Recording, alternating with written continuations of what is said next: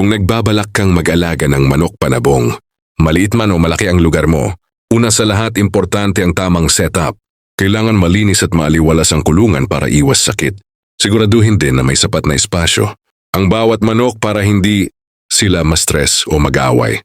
Pangalawa, ang tamang pagkain at supplements. Hindi sapat ang basta feeds lang.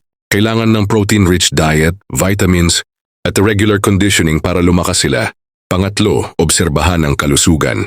Dapat may regular na check-up, deworming, heat vaccines para iwas sakit gaya ng Newcastle disease o foulpox. Pangapat, tamang training. Hindi lang lakas ang kailangan, kundi tamang timing, reflexes, indisiplina sa panabong. Sunod pinaka-importante, disiplina at pagmamahal sa alaga. Kung gusto mong lumaki silang malalakas, tratuhin mo sila ng maayos, hindi puro training or laban lang. Maliit man o malaking lugar, ang susi. Malinis na paligid, tamang pagkain, sapat na training, at malasakit sa alaga. Kinigituo sa lahat. Dapat may budget para sa lahat ng gastusin sa pag-aalaga. Gusto mo pa ba ng mas maraming trivia? Pa-follow na rin para updated ka. Salamat.